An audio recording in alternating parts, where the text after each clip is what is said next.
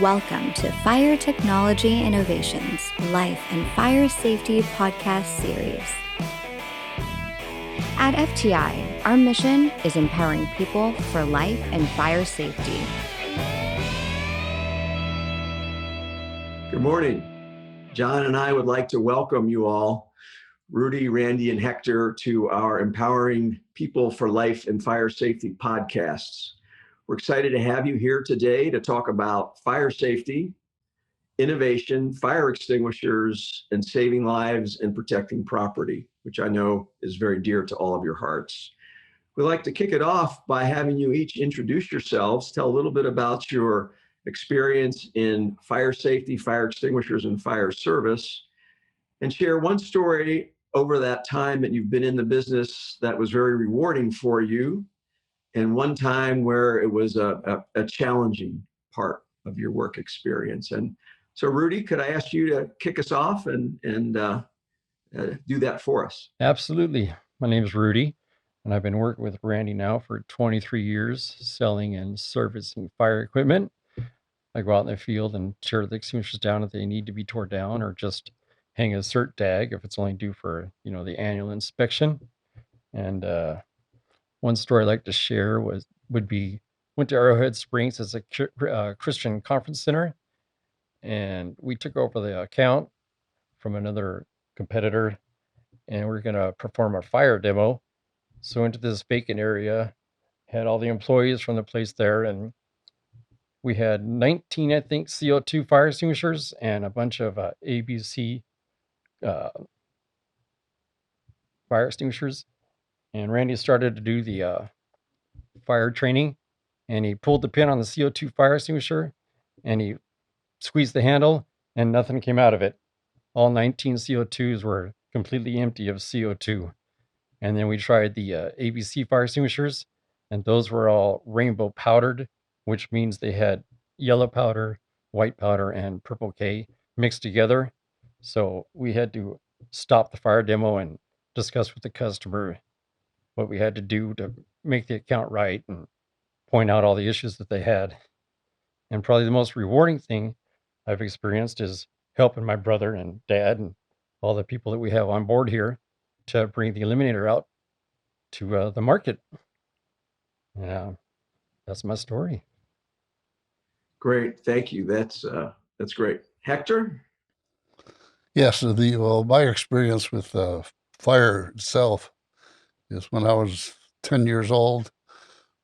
My dad, we would go out on picnics, and he had a buddy that had a flatbed truck, and we'd all climb in the back of that truck, and we'd hang on to the boards between the cab and the board, and you had to watch out because your fingers would get blood blisters on it because the fingers would be squeezed between the cab and the boards. And we were coming around a sharp corner, and our car was over on its top. And what had happened is a truck had hit it, and it was a town car. In those days, the town cars were larger than your regular car, and this car was on its top. As a result of it being on its top, the doors were kind of locked, and you couldn't get the doors open, and gas was dripping, and all of a sudden, it was encompassed in fire. And there was 9 people in there, and we were all standing around, and it was horrible because if you've never seen it, I wish you would never see it again, but the flesh just melts off the bones, and these were the 9 people was the family, and there was babies in there screaming, and just became engulfed in black smoke. And a milk truck, to give you an idea how crazy things were, a milk truck drove up, and it was in the glass milk jars. And the driver got so excited and panicked that he yelled, "Come and get the milk." And we grabbed milk bottles, and we were throwing the milk on the fire, which did no good. They all died, and it was just a terrible scene. So, and the best take that I had is so far is number one, working with my family and my sons. But the most important thing was what happened with us. We developed the idea about a non-pressure fire extinguisher, and we went to see our design engineer, and he recommended that we go to mold design. And he came up with a good idea. There's a 3D dimensional copiers, and he made one up for us. And he told Randy and I, he said, "Now, careful, guys, this won't hold any pressure." But being who we are, we went ahead and put powder in it, and Randy and I are going to steek it. So we put pressure to it. I was holding the extinguisher and firing it off, and the greatest thing was that it worked. And then all of a sudden I looked down and it began to expand on me, and I yelled at Randy, "Randy, you better turn the pressure off!" And pow, my eyelids popped up. I looked like the Frosty the Snowman, but it was a great because it worked. We actually got powder out of it. Well, that was the best experience. Nice. Thank you. You bet. Randy? Good morning, Mike and John, and appreciate the opportunity so that we could be on the podcast here. I'm Randy Russo, and I own and operate La Sierra Fire Equipment for the past 30 plus years. And what we do is we service and sell and maintain portable fire extinguishers. And the big majority of them are stored pressure fire extinguishers. And I have so many different experiences that we could share. And the majority of them and what motivates us every single day is when we go out to the customer and you go to the aftermath of when there's been a fire and you see the destruction of the fire firsthand at the businesses and or residents if we get called to go in there. And I can give you personal experience of a entrepreneur who'd built his business, and it was brick and pavers. So you think, well, what could they really have a fire there with? And we got a call and we went out there, and they had pallets that were stacked in the back, and so had some oily rags, and believe it or not, it just ignited. It was a chemical reaction. And they had a large press and equipment for doing the pavers, and what it had done is it ignited the fire in the pallets, a lot of fuel, and burned up several $1 million piece of equipment. And this was just a small entrepreneur, small business, and it was pretty devastating. And at the time they didn't have the proper storage containers where to put the oily rags and things like that. And he said, thank goodness the stored pressure fire extinguishers that we had been there probably 3 months prior, they worked, and they were able to knock down a majority of the fire, but they had already had some pretty serious damage. So those are, and I have countless stories, and I know Rudy does too, of going out behind and seeing the pure devastation to life and property. So the positive side of that is when you're at a customer and you've had a long-term relationship with them, and you try and do the best job you can do, because that's what we are in, is the safety business here and life safety, is to go behind it when they did have an emergency and they had to use the fire extinguisher. And what we had touched and inspected and maintained worked properly. And that's very rewarding to have that follow-up when you go there, and there was no incident and it was taken care of. It's very rewarding.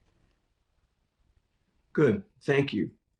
Well, we believe that technology and innovation can help people solve systemic problems when it comes to fire safety. And I know that's been the journey you're on. I want to hear about that in a minute. But as you think back over to your time in the business, what innovations come to mind that you think really made a difference? In more recent years, there's a K-class extinguisher that's for the kitchens. Mm-hmm. And it's different, the makeup of the material, because you really don't want to put a dry chemical type extinguisher onto a greasy deep fryer type base fire. And you'll recognize when you go into a kitchen, commercial kitchen, they have the hood system, and they're upgrading those also. But the K class for the commercial side of the business was a pretty good innovation. And for the consumer in their home would be the smart connected devices with the smoke detector and things like that gets that early notice. And also in the commercial buildings, because what's most important, majority of the time, it's not the fire that causes the death, it's the smoke inhalation. So if you can detect early on the smoke and situation like that to notify whomever would be the occupant, then they can grab the first line of defense of, a portable fire extinguisher to be able to attack the situation.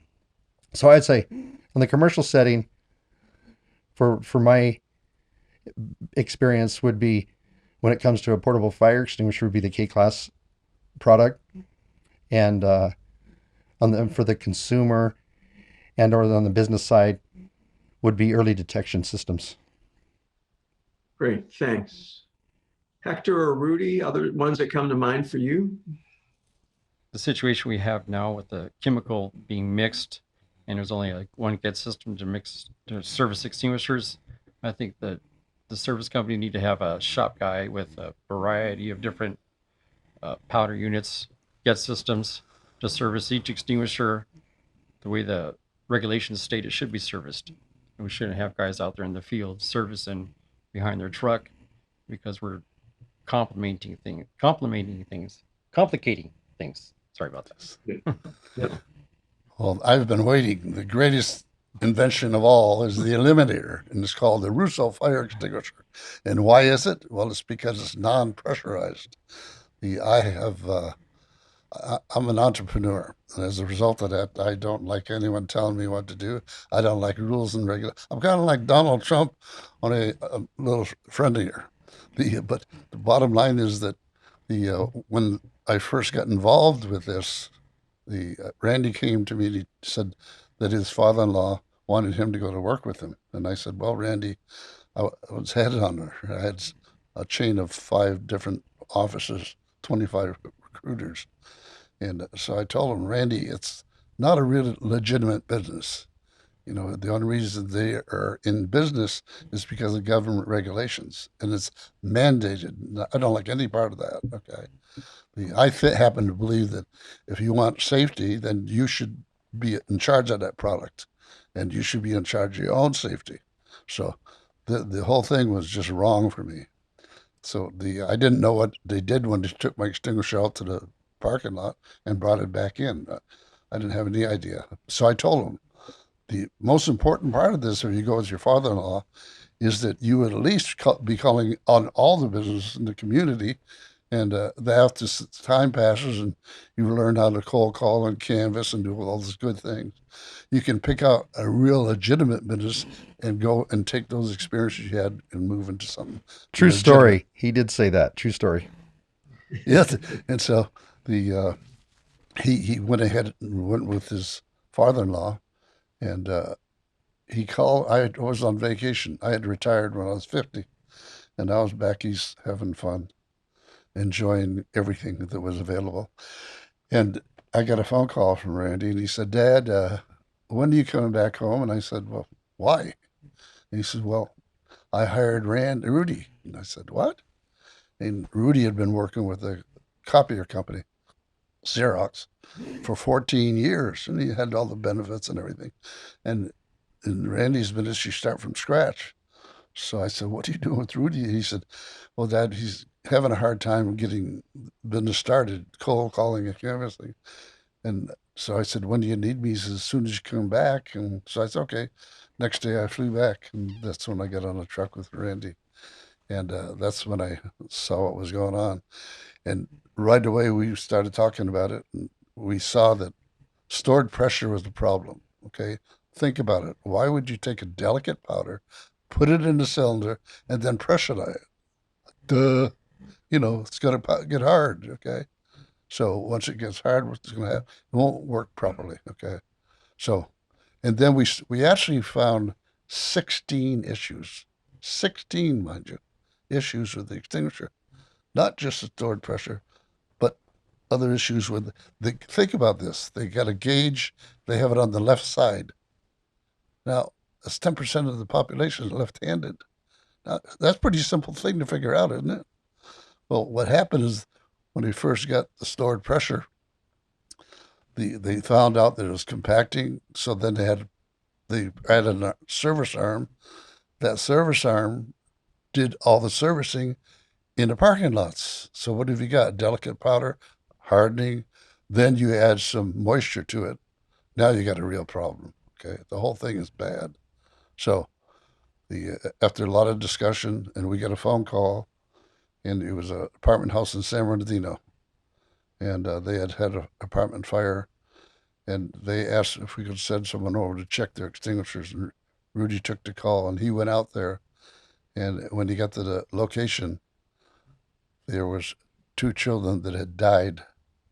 And what happened was the apartment caught on fire, and the apartment people that dwelled there, they tried to use the fire extinguishers.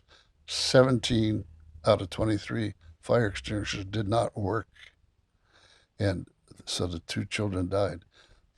We found out later that the person who had serviced it was a reserve fireman. So this, Rudy explained it to the fire department, but they didn't want nothing to do with it. So we decided from that time on that we were going to make our own fire extinguisher. Hector, about how long ago was that? 20 years ago. Okay. So fast forwarding ahead 20 years, when was the time after that you sat down and basically penciled out the new technology that has become the Eliminator? It was right around 2000, 2001. Okay. But it was a lot of those type of experiences that we would just kind of make mental notes, and we would discuss, like Hector had mentioned. Stored pressure was the first thing that had to be addressed. The gauge, the cylinder being metal, because it's susceptible to rust. And there was the end user themselves. OSHA requires training on portable fire extinguishers. A portable fire extinguisher in a commercial setting, it has to be placed every 75 feet travel distance. So when you take over the business, you already have the fire extinguishers in place to get your business license to operate. And then you're forever tied to the maintenance to keep it maintained, which is a good thing on the stored pressure fire extinguishers, because they're pressurized nearly 200 psi, and there's potential for danger there. For if they're over pressurized, they could explode. There's a lot of things because it's a pressurized vessel. Mm-hmm. Essentially a small bomb. We were basically making a checklist of issues that needed to be addressed. And then if you think about it, in a fire, you got to put the cool stuff on the hot stuff. And where the industry had evolved to was a stored pressure fire extinguisher that became the norm, and was tied to our business, which was to maintain it. And when you would go to the business, there was a disconnect from the business owner, the manager, the safety personnel, and the staff. They shied away from it. From the design itself, they knew that it's an extinguisher, but it's kind of awkward to operate. The pull pin and how you activate it kind of reminds people of a grenade. Yeah. Because that's that's what we do as humans. We relate things to what we're something that's common to it. Yeah. And we're required then tasked to go in and train their staff on how to operate this fire extinguisher that is actually there for all of our public safety. And there was always a disconnect for us. It was like, it's heavily regulated. You're required to have it, which is good. But then when there's actually an operation to have a fire, it's almost like the business needed to call the service company to come put the fire out, because the service company is the only one that's really knows and has the knowledge on how to operate it. Mm-hmm. And you wouldn't believe the just the operation of it for the end user, the layman, the training that has to go in, and it's an education piece that we constantly do today. But we can get more into that as we go along here. Right. Yeah, I personally had an issue when I was in college. I was a resident assistant in a small college, private college in Michigan, and a fire broke out in the laundry room that was closed, and it was smoke. So somebody came to my door, knocked on. So I ran down there, and pulled the fire alarm, which didn't work. So I grabbed the fire extinguisher, ran in there, and not ever using one. Was never trained on one either, even being a resident assistant. I shot it off into this big plastic garbage can, which was melting at the time. So all these fumes I'm breathing in, the door closed behind me, and I actually put out the fire, but probably about a third, I would imagine. I didn't know at that time how these things are supposed to work, but about a third of the powder actually was expelled. It put out the fire, but it kept smoldering. And then the fire department came a few minutes later and kind of explained to me that, me breathing, I shouldn't have done it, gone in there with the door closed, because I was breathing all this plastic that had been burning. But so my first experience with a fire extinguisher was, I really didn't know how they were to work and how much powder, and I put the fire. But you put the fire out. That was good. Yeah, but if it would have another 5 minutes, because of the amount of powder that came out, it wouldn't have put out a bigger fire, because it stopped right as the fire went out. And I poured some water into the can. And your experience there is exactly the reason why portable fire extinguishers are a great thing. Yeah. And, it was there. It was readily available for you. Yeah. It worked. So you had But that the experience. right extinguisher. I was living in the condo in Palm Springs, and I was watching TV, as you would have it, and my wife was in the kitchen doing some cooking, and all of a sudden she started screaming, and this is what happens with people. The around fire, we kind of revert back, because I run in the kitchen and she's just screaming and she's slapping at the fire. Okay, what had happened is she had this, I think they call them Dutch ovens, and you put your bread in there, and what happens is with the Dutch oven, you got to watch it, because it'll catch on fire. It's in there too long, and that's what happened. And the Dutch oven was next to the recipe books, so they were catching on fire too. And so I just ran in. I got the extinguisher, which is under the sink where everybody keeps them, and I hit it. Nothing. I did a little spurt. Nothing. So I just unplugged the Dutch oven and I shoved everything into the deep sink. But she was panicked and she was just screaming, and that's what happens. Yeah. So, but when these things don't work, you're in big trouble. The adrenaline's flowing. Yes. And Rudy, you're out in the organizations and companies every day. But what do you see as you do that? And I think you brought some samples of some of the things that can happen because of the product design and because of the service challenges. Well, what do we find in the field? We find all kinds of things, from rust to corrosion to. We have some. It's a bit of an extreme example, but this can kind of show you when I was talking about the rust fire extinguisher. This is just. And that was off. actually in service, you said. Yes, that was at a city. Well, you can tell them about the paint chipping and everything. What happens with the rust? That's what starts it. Yes. So what happens on this? For example, when we take them and we're doing the service in the back of our service vehicle or in a shop, the traditional store pressure fire extinguishers have a powder coating that's on them. It's very nice once it comes out of the UL and manufactured, but when it's susceptible to being out in service and the maintenance that's required, when you're on the back of the truck, you set it on the ground, and what it does is it scuffs the bottom of the cylinder, which allows the powder coating to come off. And then if, for example, if this one's outside in a cabinet or mounted in a gas station or wherever it might be in service, when the rain comes, it runs down the side, and then the rain attacks the steel itself and basically acts like a cancer. And a lot of time it'll go into the steel underneath the powder coating, and if it's not checked properly, you won't even see it for several years. And like I said, this is an extreme version, but our motivation to continue on with the new technology that we brought to market, this is one of the examples of the motivation of what we're doing and why we're doing it. And all the majority of the manufacturers, they're all similar in design. They all use the steel. They use the powder coating. And like Hector said earlier, they're all left-hand biased. But that's one example of the rust that Rudy's talking about. You can give him some other Examples.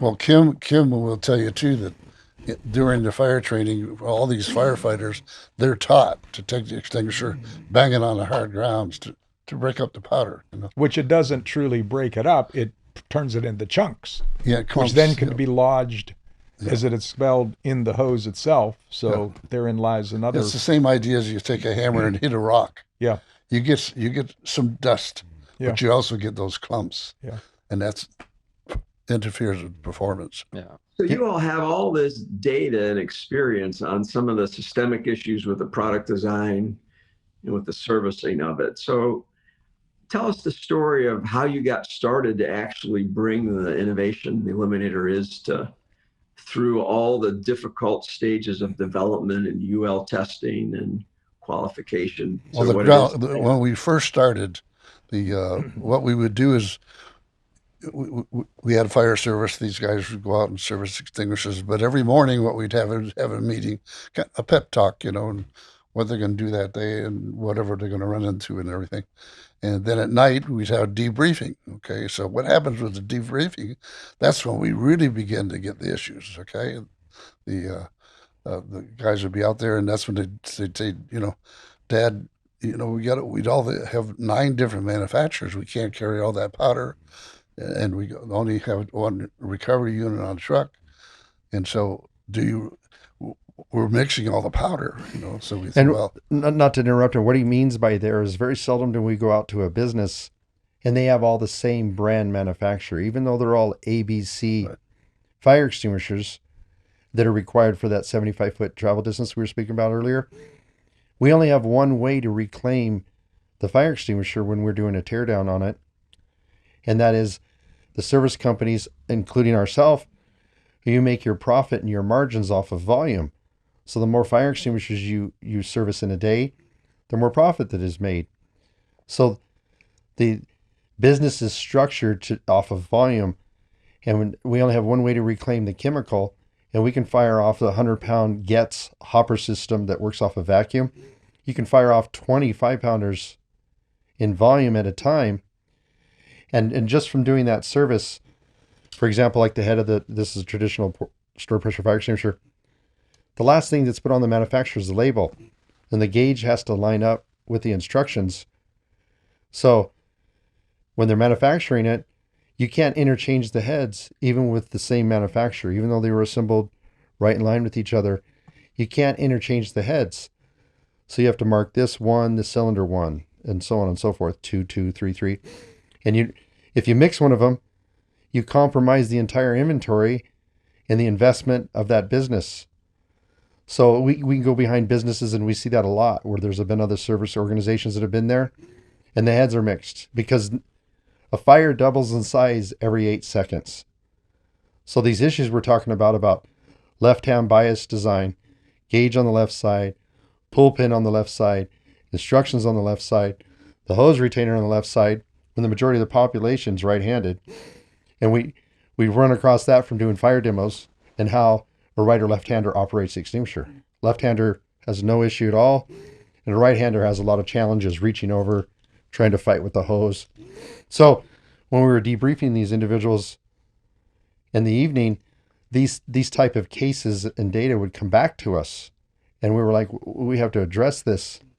And Rudy, the one time, Rudy went to a printing company, a large printing company, and they had a fire, and the extinguishers didn't work, so he had to go out there and explain what happened. He went out to investigate it, and what happened was they had Spanish people there, so they couldn't read the instructions on the fire extinguisher. They had a fire, and so what happened is that they took the extinguishers and they threw them into the fire because they couldn't get them to operate, okay? So Rudy checked them all out, and what had happened is they were upset, anxious. They grabbed, and you look at the handle on that extinguisher, if you squeeze it too much, you bend it over the pull pin. So that's what happened. Right here.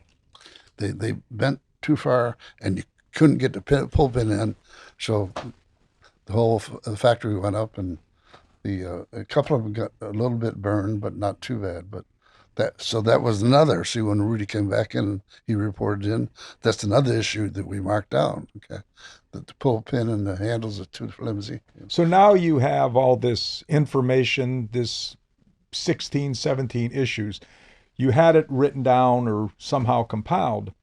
Where first did you go to say, because obviously you're not a manufacturer, you're not a designer, developer. So where did you we go? went to a design engineer. Okay. And we went to find. Well, first we went to the we sat down with the regulations. Okay, and so we took the regulations and we said, okay, we're gonna what's going to be a solution to left hand, right hand? Well, it's kind of simple. That one is what's going to be the answer to the having to mark the cylinder and the head. Again, that's a simple stop, no big deal. Okay, so we moved down through each one of the regulations. Then we got to the point where we said, wait a minute, if we keep going this way here, we're just going to create another same extinguisher because we're inside the regulations. So then we said, well, excuse me, but the hell with regulations. It's great for me. I didn't want government anyway. So let's create a dummy fire extinguisher, something that anybody could use. And we want no service or anything. And the reason why they brought on what happened, that's the way government works. If they have an issue, they write a regulation for it. And so we got a whole garment full of regulations now. Okay. So we said, okay, we'll have to go outside the regulations. And then said, okay, what's the safest thing? What's the biggest problem with this? What started it all? Stored pressure. Get rid of that. Okay. Well, then we thought cartridge operated because we saw the Ansel. So we said, we'll start with cartridge. CO2 cartridge. Yeah. It's only pressurized when used. Then we went to the design engineer. And the regulations he's referring to is the national body is an NFPA 10, it's National Fire Protection Association. And of course, us being here in California, they follow, but they also have even a higher standard, which is what we follow here for portable fire extinguishers is Title 19. So we were just outside of the traditional requirements for they call it an acceptable standard, and we were kind of designing it in a gray area. Like there's never been an extinguisher that's not of metal. Right. Okay. So we wanted to we went and we explained these issues to our design engineer, who had 50 plus years experience in plastics, and he'd worked for some major organizations throughout his career. And we talked about the compaction and what we found in the industry. And he said, well, if we could do it in a mold that Hector was talking about earlier, all of them will be exact. There won't be any issues with any welds and things like that, where steel is susceptible to with pressurization. In a mold, it will be traditionally tapered. And with the design and how we wanted to be able to manipulate the chemical, and remember, we're in business on the service side to keep the chemical in a fluid state. That's what the tag hanging on the outside of commercial extinguishers, it notifies and identifies for your insurance company, safety, business owner, and the AHJ, which is the authority having jurisdiction, the firefighters, when's the last time that extinguisher essentially is kept in a fluid state. So we wanted to be able to put that into the design. And if we eliminated the steel cylinder, we put a taper on it so that when you're moving the unit around, the gravity alone will allow the chemical to flow, because of the traditional design of a stored pressure, the chemical's filled all the way to the top. If there's no room or area for the chemical to travel, once it's in its ready state. So those are a few of the elements that we were doing. So that list that Hector was talking about earlier, 16 issues, the gauge and the left bias and the steel. You go down the list and we eliminated this, we eliminated that, we eliminated this. What are we going to call the fire extinguisher? Eliminator. The Eliminator. And best of all, it eliminates the fire. Yeah. So that's where the namesake came from. And that kind of started our journey with the design engineer. The design engineer had a relationship with the patent attorney. We then made an appointment, went over and met with the brilliant patent attorney, and we sat down with him And he was asking us, he got a kick out of what we were trying to do. He said a traditional fire extinguisher, to try and get it patent, it's like a garden hose because it's so common. But we were coming to something that was so unique, and the features on it, that there was some opportunity there to get a full-blown utility patent. Yeah, and keep in mind now, what we did is we have an extinguisher that you can service anytime. That extinguisher, the Eliminator, you can sit it on shelf for 12 years, 20 years, I don't care. You can still service it. All you got to do is turn it upside down, pop the head on the hard surface, and then turn the powder from the auger that's in the inside. Right. We just turn it and it'll service. And that no extinguisher can do that. And that's what it should be anyway. Should be all it is a storage area for fire powder. Right. Right. That's all it is. Okay. And so why not have it simple? And so you operable? have a visual verification Yes. that there is powder, it is in a fluid state, where in the traditional pressurized, you can't see it, you can't touch it, you can't. And it's user friendly. Yeah. You need the service organization to tell you To tell you, right. on the traditional unit Right. that it's in a ready state. And that's the whole mission behind it, is to provide a product that the end user will not only know how to operate simply, they can maintain it simply, and most of all, they could even do their own fire demos. They can train their people, they can reload it. And if they want to hire a service organization, by all means, to do it if they have other responsibilities. But we just wanted to come up with an alternative that nobody's ever seen before.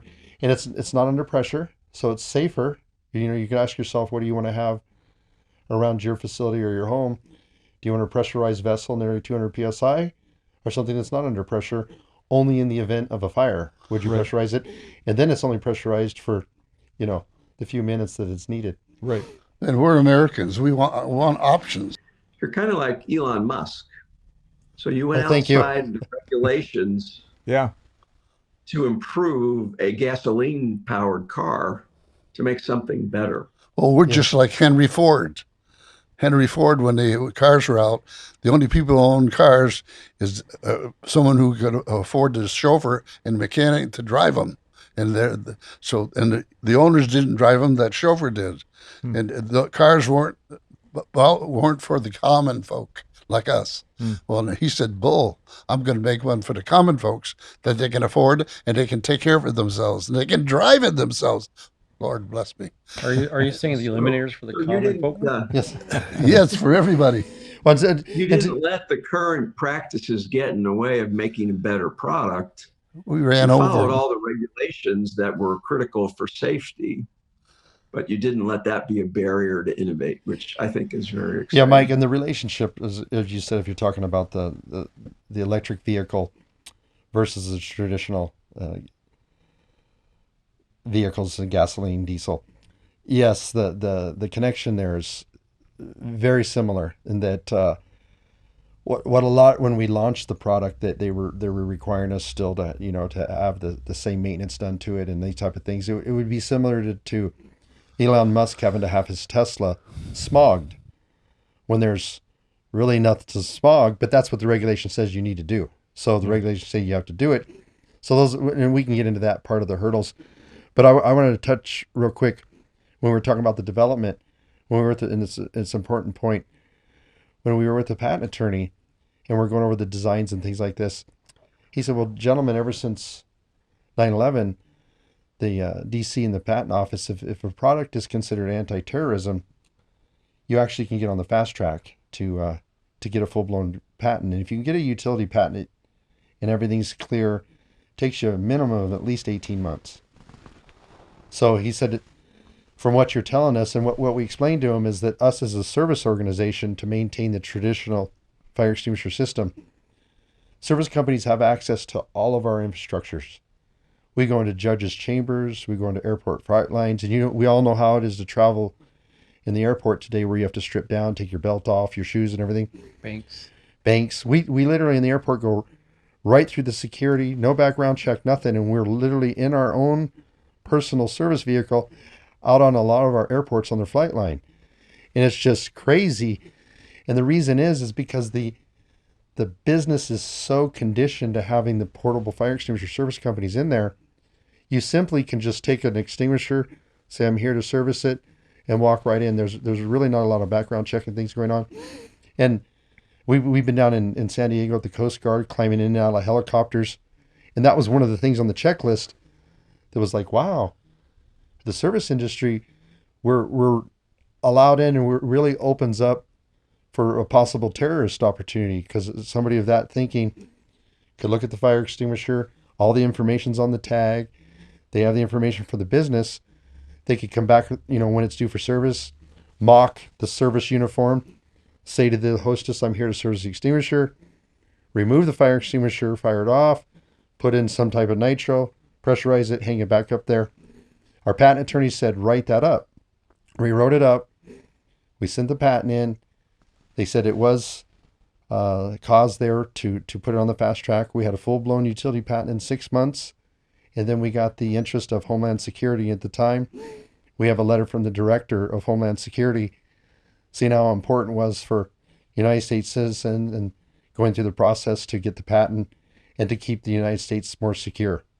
So that's one of those proud moments in the development of this, that it closes the terrorist gap.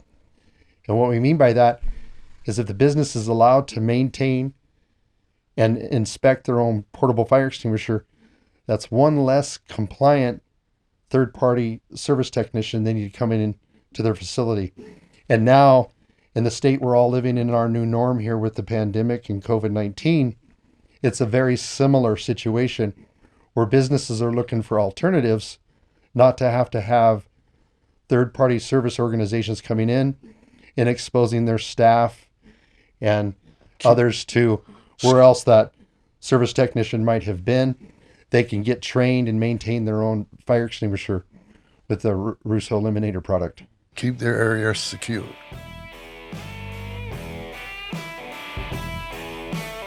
You've been listening to the Life and Fire Safety Podcast.